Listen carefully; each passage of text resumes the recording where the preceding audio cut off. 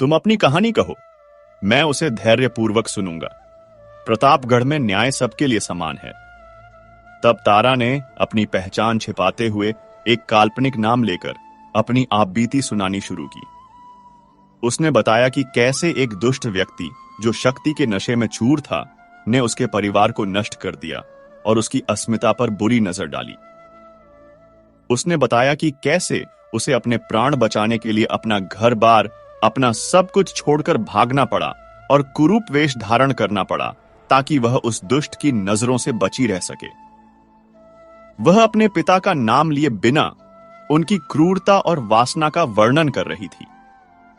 वह अपने पति का भी जिक्र कर रही थी, जिसकी वह एक झलक भी ठीक से नहीं देख पाई थी और जिसे अब मृत घोषित कर दिया गया था। वह रो रोकर अपनी व्यथा कह रही थी और उसकी आवाज में इतनी पीड़ा और सच्चाई थी कि युवराज अभिमन्यु का हृदय भी द्रवित हो उठा।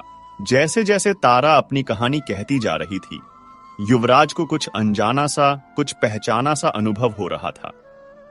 कहानी के कुछ अंश उन्हें अपनी ही मृत पत्नी राजकुमारी तारा की परिस्थितियों से मिलते जुलते लग रहे थे।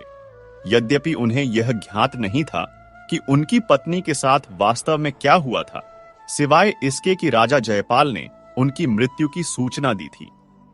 जब तारा ने अपनी बात समाप्त की तो युवराज कुछ देर मौन रहे।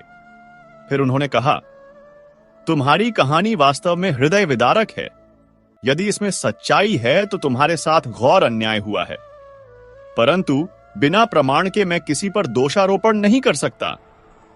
क्या तुम्हारे पास अपनी बात को सिद्ध करने के लिए कोई प्रमाण है? तारा जानती थी कि यह प्रश्न अवश्य आएगा। उसने अपनी पोटली में से कांपते हाथों से एक छोटा सा राजसी चिन्ह वाला स्वर्ण कंगन निकाला। यह कंगन उसे उसकी मां रानी प्रेमलता ने उसके बाल विवाह के समय दिया था और कहा था कि यह उनके परिवार की निशानी है जो पीढ़ी दर पीढ़ी बेटियों को मिलती है। उसने कंगन युवराज की ओर बढ़ाते हुए कहा, महाराज, मेरे पास इस समय इसके अतिरिक्त कोई और प्रमाण नहीं है। यह कंगन मेरी मां ने मुझे दिया था, शायद यह कुछ सिद्ध कर सके। युवराज अभिमन्यु ने उस कंगन को अपने हाथ में लिया। जैसे ही उनकी दृष्टि कंगन पर बनी बारीक नक्काशी और उस पर अंकित विलास नगर के राजसी चिन्ह पर पड़ी, उनका हृदय जोर से धड़क उठा।